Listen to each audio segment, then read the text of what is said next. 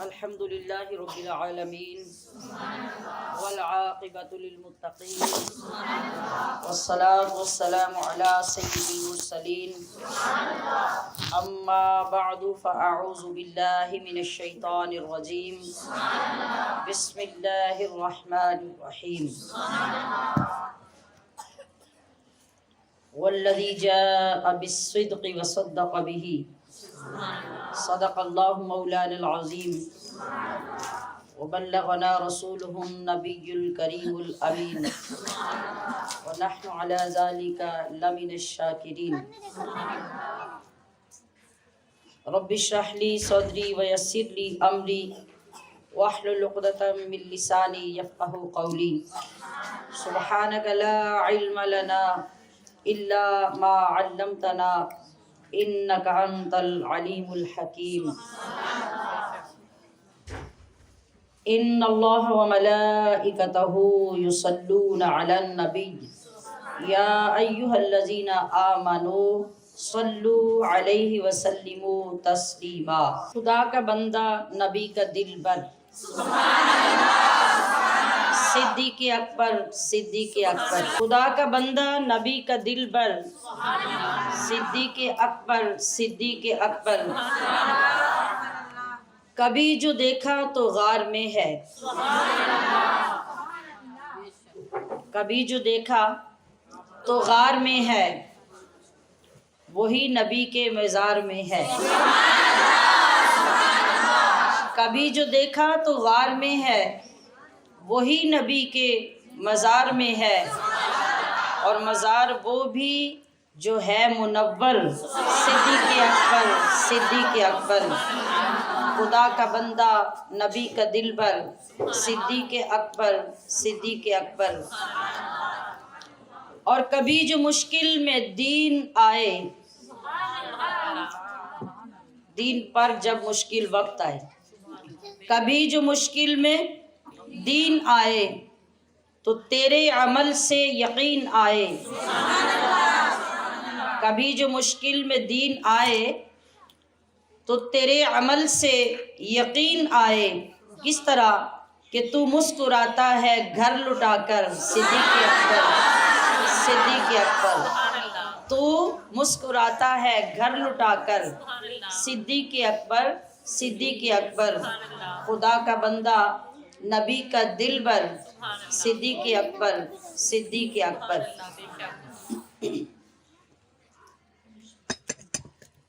والذی جاء بالصدق وصدق به،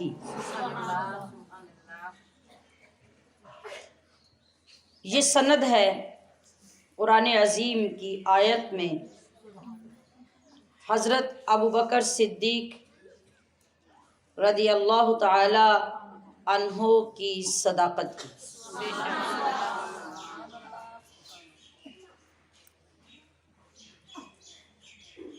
یہ وہ ذات جس کو یہ شرف حاصل ہے کہ اللہ نے ان کے القابات کو قرآن عظیم میں نازل فرمایا۔ ہمشیران محترم، خوش نصیبی ہوتی ہے اس شخص کی جس کو اللہ کریم بار بار اچھائی کے لیے، سعادت کے لیے، نیکی کے لیے طلب کرے۔ تو اس کا مطلب یہ ہوا کہ آپ ان سعادت مندوں کی فہرست میں ہیں جن کو اللہ پاک ہر مہینے طلب کرتا ہے۔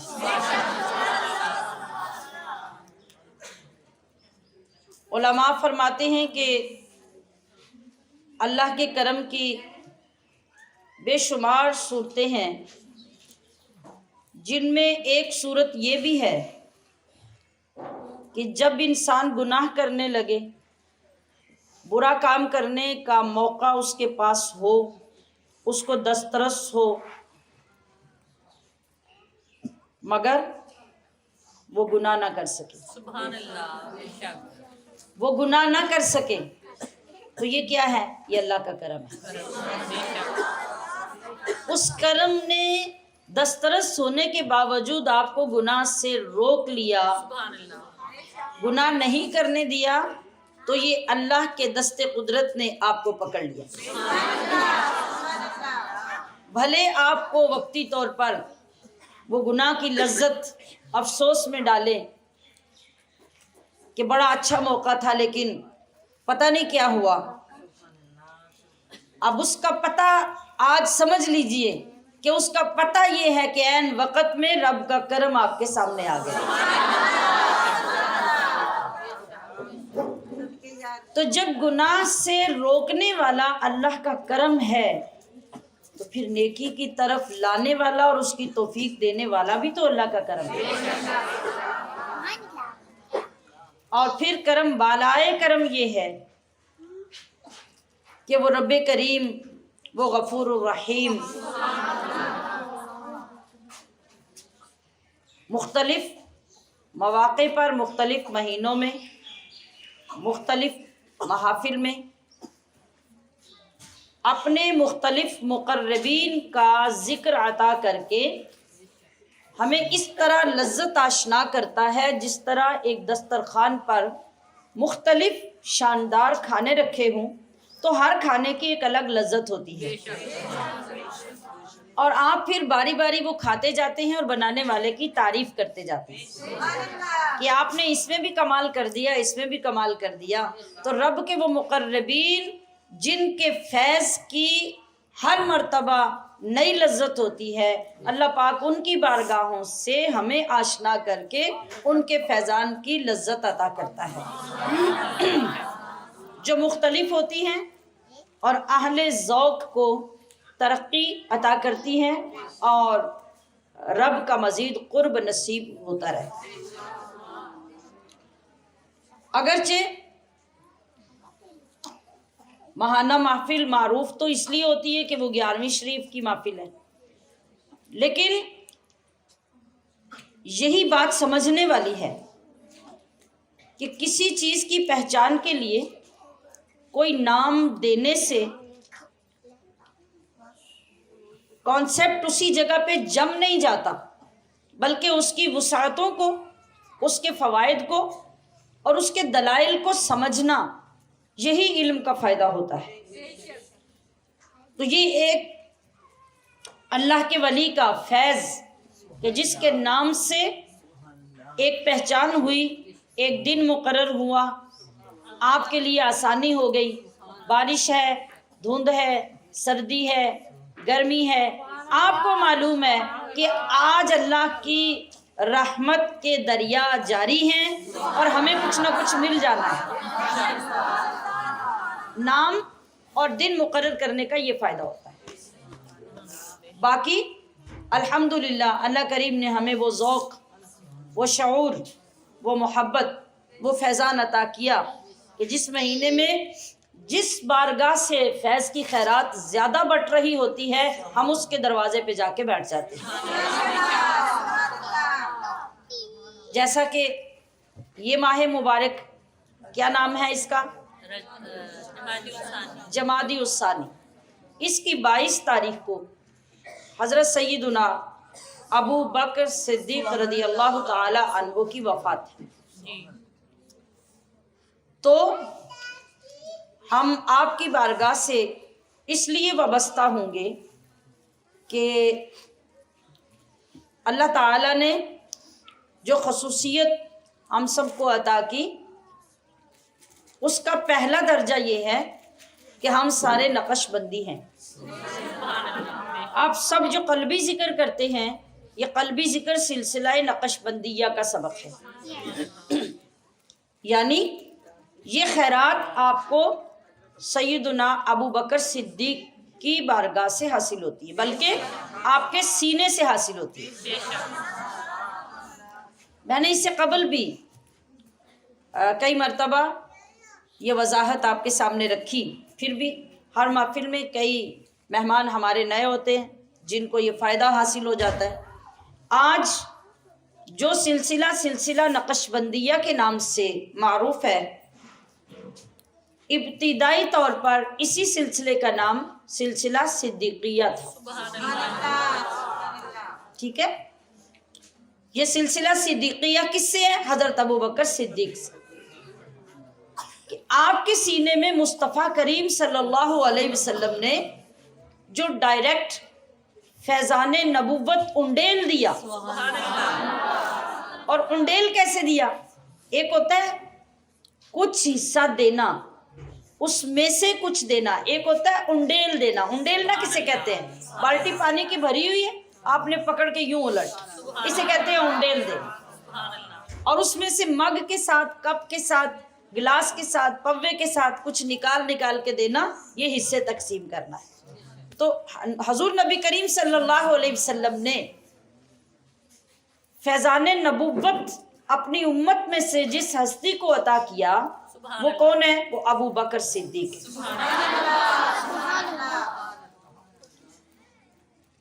اور آپ علیہ الصلوۃ والسلام نے آپ کو کیا فرمایا؟ افضل البشری بعد الرسل، حضرت ابو بکر صدیق رسولوں کے بعد پوری کائنات میں سب سے افضل بشر ہیں۔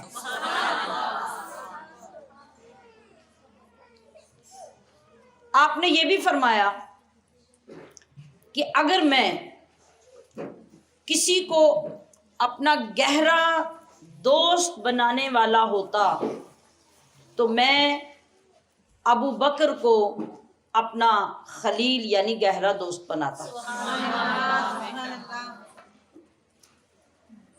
کس خلوت میں، کن لمحات میں، کن گھڑیوں میں اللہ کے محبوب نے حضرت سیدنا ابو بکر صدیق کو یہ فیضان نبوت عطا کیا، اور اس فیضان میں اور اس خلوت میں کس وقت اپنی ذات کے ساتھ جمع کیا، یہ وہ لمحات، وہ گھڑیاں، وہ ساعتیں تھیں جب حضرت ابو بکر صدیق غار ثور میں مصطفیٰ کے ساتھ موجود تھے۔ قرآن یوں گویا ہوتا ہے اذ یقول لصاحبہ لا تحزن ان اللہ معنا، کہ اس لمحے کو یاد کرے پڑھنے والے، تلاوت کرنے والے۔ اذ یقول لصاحبہ، جب اس ہستی نے اپنے صاحب سے کہا۔ حضور کے صحابہ تو 1,24,000 یا کم و بیش ہے، مگر جس کی صحابیت کی سند اللہ نے اتاری وہ ابو بکر صدیق ہے۔ صاحبی ہی، یہ صحابیت اس لفظ سے حضرت ابو بکر صدیق کی ثابت ہو رہی ہے۔ اذ یقول لصاحبہ لا تحزن، جب غار میں آپ کے ساتھ گئے اور دشمن غار کے دھانے پر یوں قریب آ کے کھڑے ہو گئے کہ ان کے پیر غار میں بیٹھے ہوئے بالکل دھانے پہ نظر آ رہے تھے، آپ گھبرائے تو اللہ کے نبی نے کیا فرمایا؟ لا تحزن، ابو بکر گھبراؤ مت، ان اللہ معنا، کہ اللہ ہمارے ساتھ، آگے بولیے، اللہ ہمارے ساتھ ہے۔ تھا تو نہیں کہا، ہوگا بھی ہے۔ ہم کہتے ہیں لا الہ الا اللہ محمد الرسول اللہ، اللہ کے سوا کوئی معبود نہیں اور محمد اللہ کے رسول ہیں۔ تو کیا مطلب ہے؟ 1400 سال پہلے بھی تھے، اس سے پیچھے بھی تھے، اب بھی ہیں اور قیامت تک ہوں گے۔ ہیں کا یہ مطلب ہے کہ اس کے اندر استمرار ہوتا ہے، دوام ہوتا ہے، ہمیشگی ہوتی ہے۔ اب معلومات جو چند تشریف فرمایا اور طالبات، آپ جب جملہ فعلیہ ذکر کرتے ہیں تو جملہ فعلیہ میں کس چیز کی قید ہوتی ہے؟ 3 زمانوں میں سے کسی ایک زمانے کا، تھا، ہے، ماضی، حال، مستقبل، تینوں میں سے کوئی نہ کوئی زمانہ اس کے اندر ہوتا ہے۔ مگر جب آپ جملہ اسمیہ ذکر کرتے ہیں، توجہ فرمائیے، جب آپ جملہ اسمیہ ذکر کرتے ہیں اس کے اندر استمرار ہوتا ہے۔ جیسے ابھی آپ نے لا الہ الا اللہ محمد الرسول اللہ، تو کوئی بھی اس کا ترجمہ کبھی یہ نہیں کرے گا کہ محمد اللہ کے رسول تھے، ہیں، دوام ہے، استمرار ہے، ہمیشہ سے رسول ہیں، ہمیشہ رسول رہیں۔ تو ان اللہ معنا، سبحان اللہ، یہ بھی جملہ اسمیہ ہے۔ تھوڑی سی توجہ فرمائیں گے، انتہائی لذت اندوز الفاظ پائیں گے یہ کہ ان اللہ معنا، یہ بھی جملہ اسمیہ ہے۔ مطلب کیا ہے کہ اللہ کہ تحقیق، بے شک، یقیناً اللہ ہمارے ساتھ ہے، اللہ ہمارے ساتھ ہے، بے شک، محمد اللہ کے رسول ہیں۔ میں سمجھانے کے لیے مطابقت قائم کر رہی ہوں۔ تو اس کا کیا مطلب ہوا؟ اللہ تب بھی ابو بکر اور رسول خدا کے ساتھ تھا، اللہ اب بھی ابو بکر رسول خدا کے ساتھ ہے، اور اللہ آئندہ بھی ابو بکر اور رسول خدا کے ساتھ ہوگا۔ اب یہ جو معنا کا صیغہ ہے، ہمارے ساتھ ہے، آپ سمجھتے ہیں نا کہ یہ جمع متکلم کی نون الف نہ لگی ہے، ہمارے ساتھ ہے۔ اب اس وقت ہمارے میں کون ہے؟ ایک مصطفیٰ اور ایک ابو بکر، غار میں ان دونوں کے سوا اور کوئی نہیں۔ تو وہ خلوت کیسی ہے، اور وہ جمال کیسا ہے، وہ دیدار کیسا ہے، وہ شمولیت کیسی ہے، وہ فیضان کی عطا کیسی ہے، بالکل ویسی جیسے قاب قوسین پر معراج کی رات میں ایک مصطفیٰ تھا، ایک خدا تھا، دینے والا خدا، لینے والا مصطفیٰ تھا، اسی طرح غار ثور میں دینے والا مصطفیٰ ہے، لینے والے ابو بکر، دونوں کے سوا اور کوئی نہیں۔ معنا کے اندر صرف یہ دو ہستیاں موجود ہیں، وہ عطا کر رہے ہیں، یہ لے رہے ہیں۔ تو وہ خاص فیضان نبوت جو رسول اللہ کے سینہ علم نشرح سے انڈیلا گیا، تو کہاں گیا؟ سینہ ابو بکر صدیق۔ جس طرح معراج کی رات میں کسی کو معلوم نہیں کہ عطا کرنے والے نے کیا عطا کیا اور لینے والے نے کیا لیا، اسی طرح اس غار ثور کی ان 3 راتوں میں بھی کسی کو معلوم نہیں کہ دینے والے نے کیا دیا اور لینے والے نے کیا لیا۔ آپ یہ دیکھیے کہ دوسری طرف جو الفاظ میں نے آپ کے سامنے آغاز میں پڑھے، والذی جاء بالصدق وصدق بہ، یہ سچی بات لانے والا کون ہے؟ یہ معراج کی رات واپس آنے والی ذات محبوب خدا کی، اور صدق بہ، اس کی سب سے پہلے تصدیق کرنے والا کون ہے؟ وہ ابو بکر صدیق ہے، وہ ابو بکر صدیق ہے۔ اب ہماری لغت میں 2 طرح سے یہ لفظ بولا جاتا ہے، ایک بولا جاتا ہے صدیق، ایک لفظ ہے صدیق، ٹھیک ہے؟ عام طور پہ بولنے والے صدیق ہی بولتے ہیں، لیکن ان دونوں کے الگ الگ معنی ہیں۔ لفظ صدیق کا معنی ہوتا ہے دوست، اور صدیق کا معنی ہوتا ہے صدق یصدق تصدیقاً، تصدیق کرنے والا۔ صدیق تصدیق کرنے والا ہے، سب سے زیادہ سچ بولنے والا۔ اور صدیق کے ساتھ جب اکبر لگ گیا تو پھر تو درجہ کمال مل گیا کہ اب اس سے اوپر کوئی درجہ کمال نہیں ہے۔ صدیق بھی ہے مگر اصغر نہیں، اکبر ہے، وہ عام صدیق نہیں بلکہ ایسا صدیق کہ پوری کائنات کے سچ بولنے والوں کو، تصدیق کرنے والوں کو ایک طرف بٹھا لو، دوسری طرف ابو بکر صدیق کو بٹھاؤ گے تو سب سے بڑا سچ بولنے والا ایک ہی ہوگا۔ وہ کون ہوگا؟ وہ صدیق اکبر ہوگا۔ تو قرآن کریم نے آپ کو صدیق کا لقب دیا، اور آپ مصطفیٰ کریم کے وہ دوست، وہ غمگسار، وہ ساتھی کہ دنیا میں آپ کے مرتبے پر کوئی اور نہیں۔ ہم اگر صحابہ اکرام کی جماعت کو دیکھیں تو ذخیرہ अहादीस में जिस सहाबी का जिक्र आप पढ़ने लगेंगे आपको लगेगा कि जो खासियत जो शान अल्लाह के रसूल ने इस सहाबी को अता की है किसी और को की नहीं। दूसरे को पढ़ेंगे तो लगेगा कि ये तो किसी और को की नहीं, तीसरे को पढ़ेंगे तो यूं ही लगेगा, चौथे को, और ऐसा ही है। हर सहाबी की एक ऐसी खसूसियत है जो दूसरे की नहीं।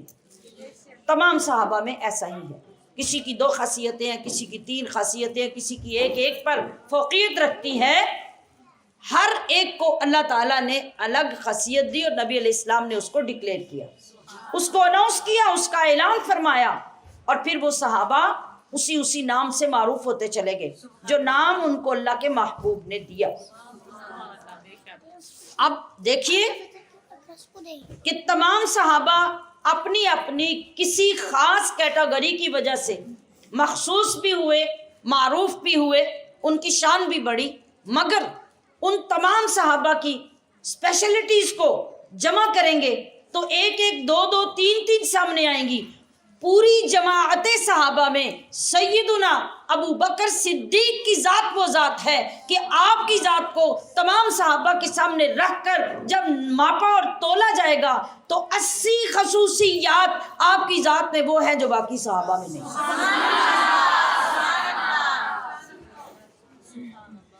तो फिर मुस्तफ़ा करीम अपने मुसल्ले पे सिद्दीक़ अकबर को क्यों खड़ा ना करते? फिर खलीफा अव्वल आपको क्यों ना बनाते? आपको ये रवायत तो याद होगी और बेशुमार सुनी होगी कि जब हज़रत आयशा सिद्दीक़ा रज़ियल्लाहु ताला अन्हा के साथ एक रात में मुस्तफ़ा करीम खुले आसमान के नीचे लेटे हैं, हज़रत आयशा सिद्दीक़ा सितारों को देखती हैं, सवाल करती हैं, ए अल्लाह के महबूब, क्या आपकी उम्मत में कोई ऐसा है जिसकी नेकियां इन सितारों के बराबर हों? क्योंकि सितारे तो काउंट नहीं किए जा सकते, वो गिनती से बाहर हैं, शुमार से बाहर। कहा कि कोई उम्मती आपका ऐसा भी है जिसकी नेकियां सितारों के बराबर हों? एक बात की तरफ गौर कीजिए, मैंने कहा कि सितारों की गिनती नहीं हो सकती, फिर बराबरी कैसे हो सकती है? आपने गौर नहीं किया बात पे।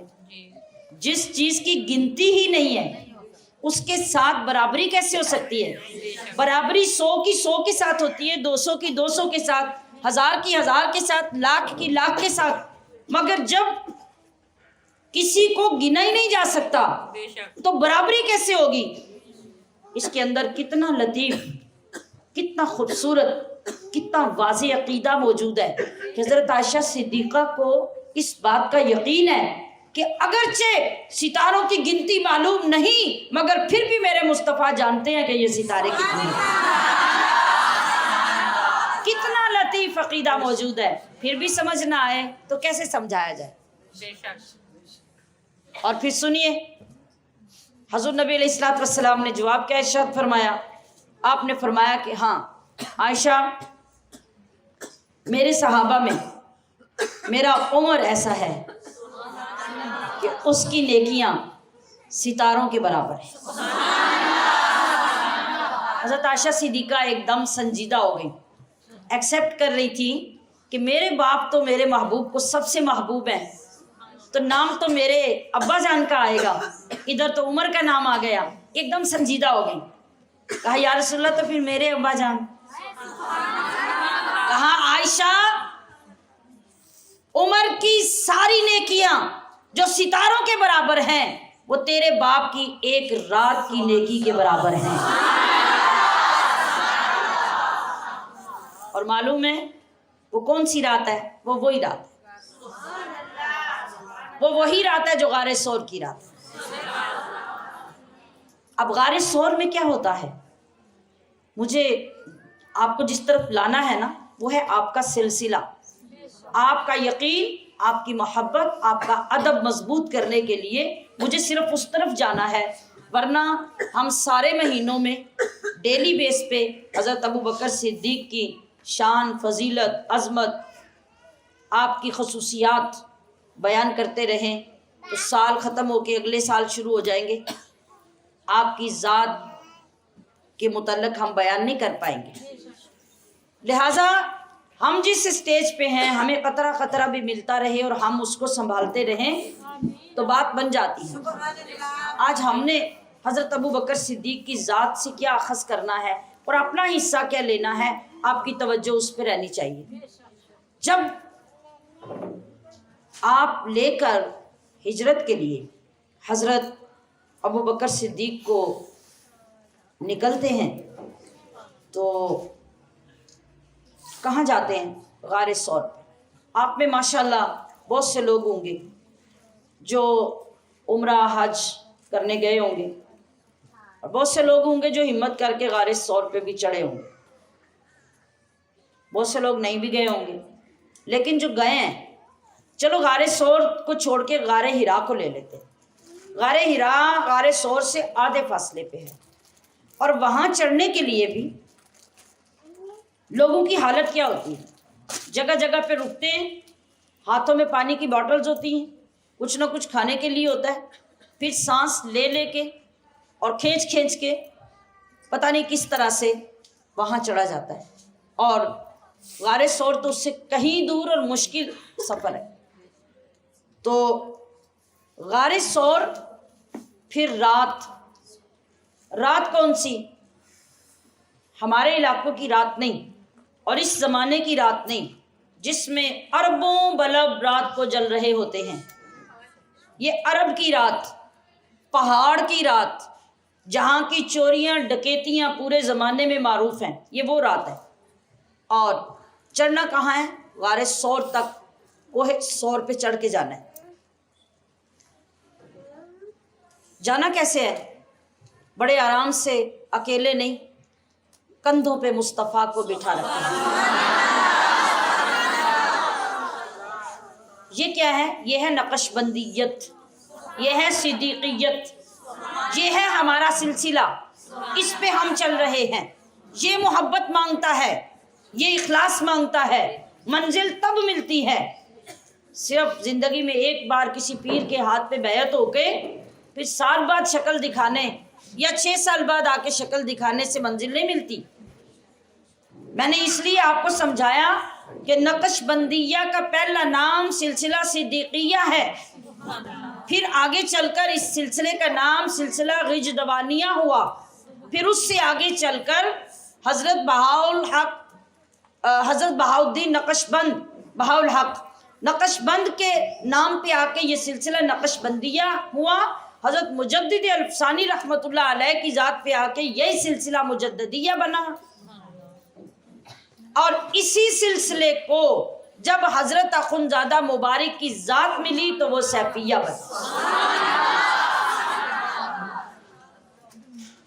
تو عزیزات محترم، اب کیا ہے؟ اب آج کا بندہ جب جا رہا ہے غار ثور پہ تو اس کے حالات کیا ہیں؟ اور محمد علی ظہوری قصوری لکھتے ہیں کہ غار ثور تے اسی بھی گئے سا رل کے، قافلہ گیا نا، تو کہتے ہیں کہ غار ثور تے اسی بھی گئے سا رل کے، بے شک و منزلاں باریاں نے۔ غار ثور تے اسی بھی گئے سا رل کے، بے شک و منزلاں پاریاں نے۔ غار ثور تے جا کے لگا پتا کہ میں یار نبھائیاں یاریاں۔ غار ثور تے جا کے لگا پتا کہ میں یار نبھائیاں یاریاں نے۔ وہ کون یار ہے؟ وہ یار غار، یار مزار صدیق اکبر۔ سارے رستے مصطفیٰ کریم کو اپنے کندھوں پر بٹھا رکھا ہے، آپ کے قدم مبارک اپنے سینے سے لگائے ہوئے ہیں، اور پوری چڑھائی چڑھ کے غار ثور میں جاتے ہیں۔ پھر اگلی محبت جانثاری، یہ بچپن سے ہر مسلمان یہ سنتا ہے کہ غار ثور میں صدیق اکبر کو سانپ نے ڈنگ مارا، اور وہ کیوں مارا؟ تو وہ پرانی عورتیں بھی یہ سنائیں گی کہ وہ اس نے اپنی زبان حال سے کہا کہ آسے آسے عمر گزاری، تے چلے خار ہزاراں، مالی باغ نہیں ویکھن دیندا آیاں جدوں باہر۔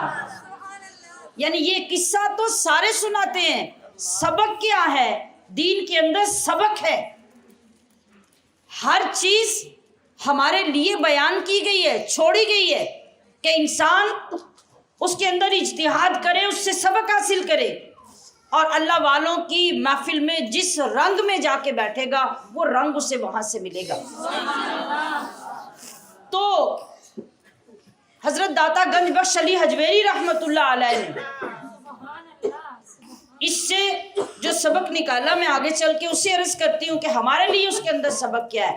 سلسلہ صدیقیہ کہیں یا سلسلہ نقش بندیہ کہیں، اس کی منزل کیسے ملتی ہے؟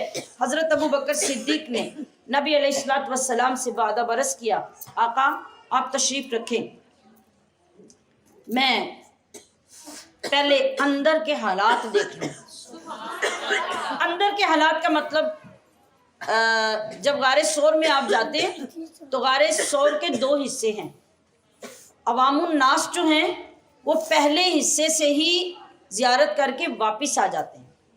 اس جو حصہ نظر آتا ہے جہاں ایزیلی آپ اندر داخل ہوتے ہیں، اصل وہ جگہ نہیں ہے نبی علیہ الصلوۃ والسلام کے تشریف رکھنے کی، وہ اس کی تنگ جگہ سے گزر کر اس کے اندر کی جگہ ہے جہاں مصطفیٰ کریم صلی اللہ علیہ وسلم اور حضرت ابو بکر صدیق نے 3 راتیں گزاری۔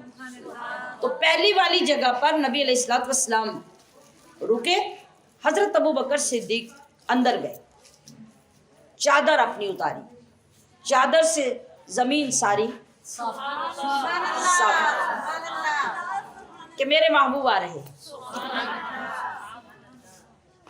جو جس کے پاس ہوگا وہی سجائے گا نا، اور یہی تو کرم ہے اسلام کا کہ وہ ہر ایک کو ایکسیپٹ کرتا ہے، وہ محلوں کوٹھیوں بنگلوں والوں کو نہیں بلکہ غریبوں کی کلیوں کو زیادہ پسند کرتا ہے، بشرطے کہ اخلاص ہو۔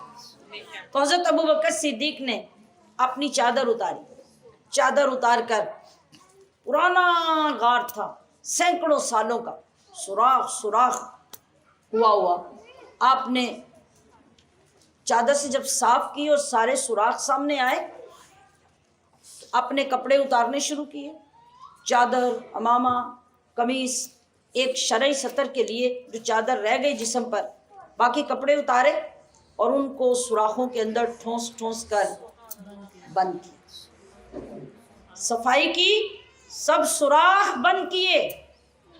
مکمل جب لگا کہ اب باحفاظت جگہ بن گئی ہے، آقا علیہ الصلوۃ والسلام کو اندر آنے کی دعوت پیش کی۔ آپ ایک جگہ پہ بیٹھ گئے، اپنی ٹانگ آگے کی اور ایک جگہ پہ اس کو فکس کر دیا، اب اسے ہلا نہیں رہے، تو کہا یا رسول اللہ وجہ یہ ہے کہ میرے سارے کپڑے ختم ہو گئے اور اس کے نیچے ایک سوراخ ہے جس کو بند کرنے کے لیے اور کوئی ذریعہ نہیں رہا، تو میں بیٹھا اس لیے ہوں کہ میں اپنے پیر کی ایڑی اس کے اوپر جما کے رکھوں تاکہ کوئی کیڑا مکوڑا باہر نہ نکل سکے۔ آپ تشریف لائیں، اور آپ تھک گئے ہیں، ادب دیکھیے، اٹھایا تو ابو بکر نے تھا، پہاڑ چڑھ کے وہ آئے، حضور تو کندھوں پر بیٹھے تھے، کہا یا رسول اللہ آپ تھک گئے ہیں، آپ استراحت فرما لیجئے۔ کہا ہاں ابو بکر میں بھی یہی چاہتا ہوں، اس لیے کہ تیری گود ہے تو میں آرام ہی کرنا چاہتا ہوں۔ کیا راز تھا وہ میں اور آپ کیا سمجھیں۔ آپ علیہ الصلوۃ والسلام نے جب اپنا سر اقدس حضرت ابو بکر صدیق کی ران پہ رکھا، چشمان مبارک کو بند کیا، اب ہوتا کیا ہے، بندے کی فطرت یہ ہے، جب آپ کسی ڈر والی جگہ پہ، اندھیرے والی جگہ پہ بیٹھے ہوئے ہوں تو کوئی چیز آپ کے جسم کے ساتھ ٹکرائے تو نیچر کیا ہے، نہیں چیخ تو نکلے گی، مگر جسم کی نیچر کیا ہے، آپ اسے فوراً کھینچتے ہیں، ہٹ جاتے ہیں۔ اندھیرا ہوتا ہے نا، رسی کو بھی آپ سانپ سمجھتے ہیں، جب آپ کے جسم کے ساتھ کوئی چیز ٹکراتی ہے تو آپ اچھل کے پیچھے کو ہوتے ہیں، مگر وہاں بیٹھ کر اس عاشق صادق نے اپنی نیچر بدلی जब कोई चीज एड़ी के साथ टकराई तो एड़ी को पीछे खींचने के बावजूद बजाय उस एड़ी को और नीचे दबाया। इश्क नेचर बदल देता है। पीछे खींचना नेचर थी मगर इश्क ने नेचर बदली। उस वक्त भी हवास कायम रहे, पीछे खींचने की बजाय एड़ी को और नीचे दबाया, मगर कुछ हो गया और उसका दर्द जिस्म में जब सरायत किया, बर्दाश्त तो बेइंतहा किया, मगर अब एक ही रास्ता रह गया था कि वो बर्दाश्त आंखों के आंसू से बाहर निकलती। सो आंखों से आंसू निकले। क्या मुकद्दर थे उन आंसुओं के, जब वो गिरे तो चेहरा वद्दुहा पे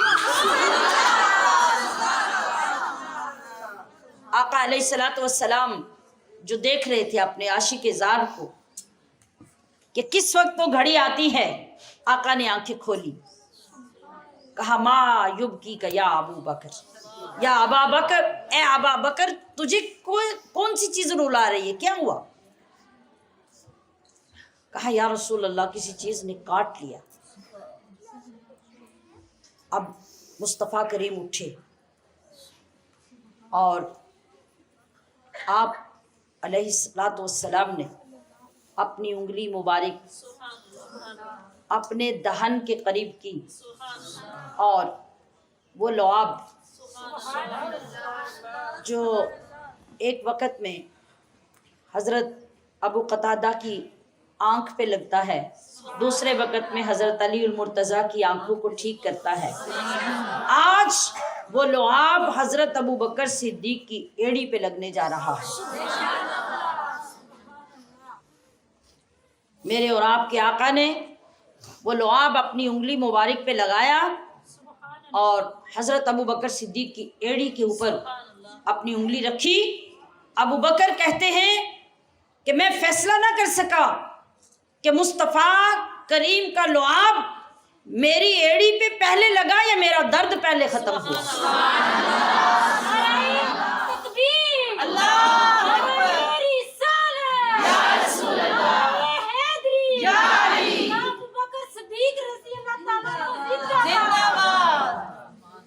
दर्द तो ठीक हो गया मगर हज़रत अबू बकर अर्ज़ करते हैं या रसूलल्लाह अत्शन शदीदा, सख्त प्यास लगी है। गार के अंदर प्यास, और क्या हज़रत अबू बकर सिद्दीक को नहीं पता कि हालात कैसे हैं और पानी का इंतज़ाम होगा कहाँ से, बाहर निकलना पॉसिबल नहीं है। मगर जब बेकरारी होती है तो फिर बंदा इजहार तो करता है। इजहार कर दिया, कहा या रसूलल्लाह सख्त प्यास है। कहा अबू बकर गार की और अगली तरफ, गार के सीने में चले जाओ, वहां जाके पानी पियाओ, वहां जाकर पानी पियाओ। अब क्या कहना चाहिए था अबू बकर सिद्दीक को? सारा गार तो उन्होंने साफ किया और चप्पा चप्पा वो जानते हैं कि जहां पुराने कीड़ों के सुराखों के सिवा कुछ नहीं रखा हुआ तो पानी कहां से पियाऊं। मैंने अर्ज किया कि आपका फोकस सिलसिलाए नक्शबंदिया पे रहना है कि वो किस अदब की डिमांड करता है, आपको मंजिल कहां से हासिल होती है। मैंने पीछे भी कहा कि कभी जो मुश्किल में दीन आए तो तेरे अमल से यकीन आए कि तू मुस्कुराता है घर लुटाकर, सिद्दीक़ अकबर। सिद्दीक़ अकबर, सिद्दीक़ अकबर की मंजिल ये है, आपकी मोहब्बत ये है।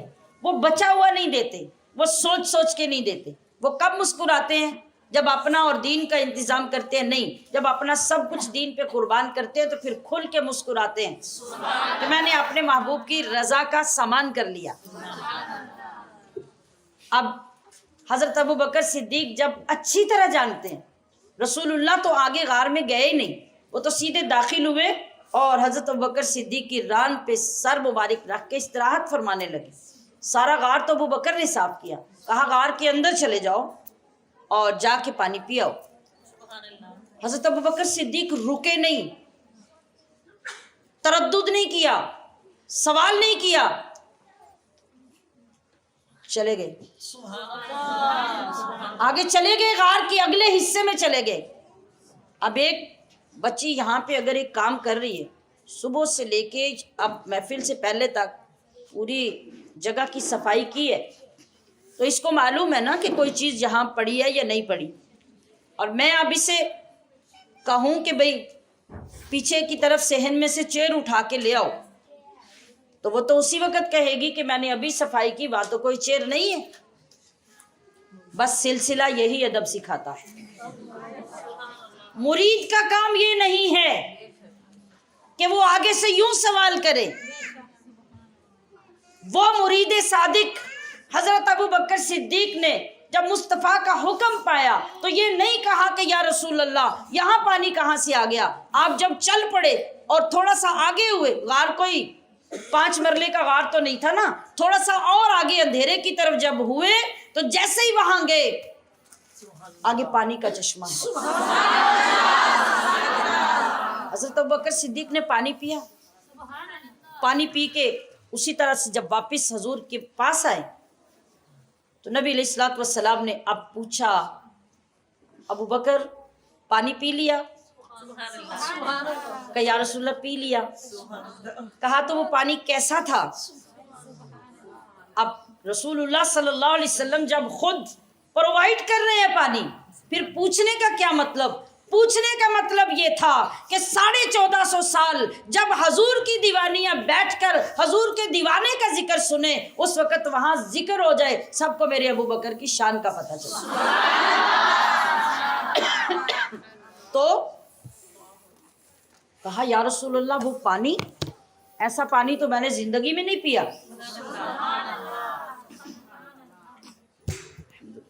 وہ پانی شہد سے زیادہ میٹھا، دودھ سے زیادہ سفید، برف سے زیادہ ٹھنڈا اور کستوری کی خوشبو سے زیادہ خوشبودار پانی۔ ایسا پانی تو میں نے کبھی زندگی میں نہ دیکھا نہ پیا۔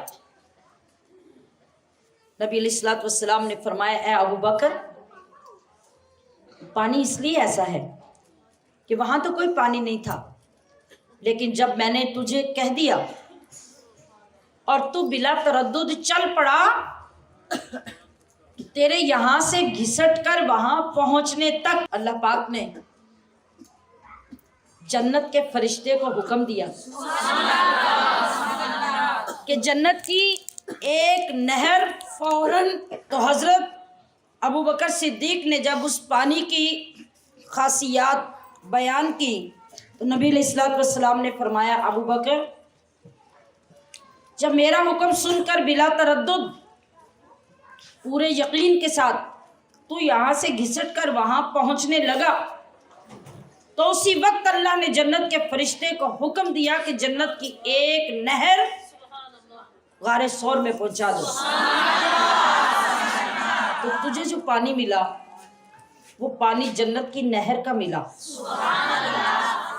کہا یا رسول اللہ آپ کے غلام کی آپ کے ساتھ لگنے کی وجہ سے اتنی شان ہو گئی؟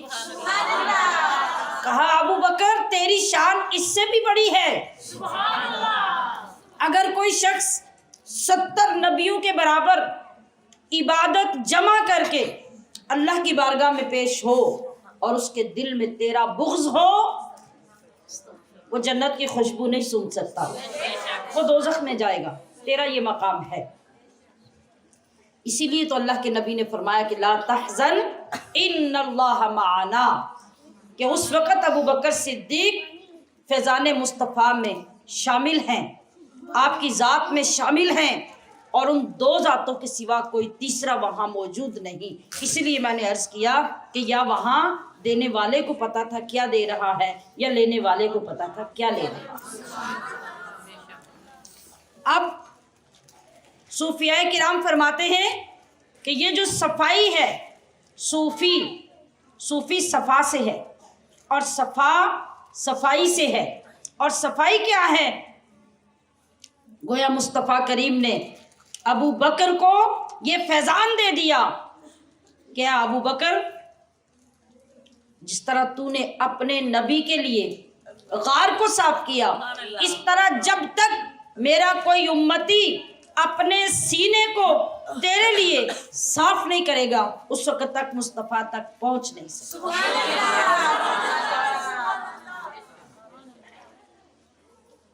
اور وہ ادب، وہ احترام کہ گھر لٹا دیا، جان لٹا دی، اولاد پیش کر دی، مال و دولت حضور کے قدموں میں رکھ دیا، اور پھر بھی مسکراتے ہیں اور کیا کہتے ہیں کہ یا رسول اللہ آپ کے سوا مجھے اور کسی چیز کی ضرورت نہیں ہے۔ اور اس پہ جبر نہیں، افسوس نہیں، بلکہ خوشی کی انتہا ہے۔ تو صوفیاء کرام نے فرمایا کہ اسی لیے سلسلہ نقش بندیہ افضل ہے کہ یہاں جب آپ اس راستے کو اختیار کرتے ہیں، یہ جذبہ، یہ اخلاص، یہ قربانی، یہ جب آپ پیش کر کے اس راستے پہ چلتے ہیں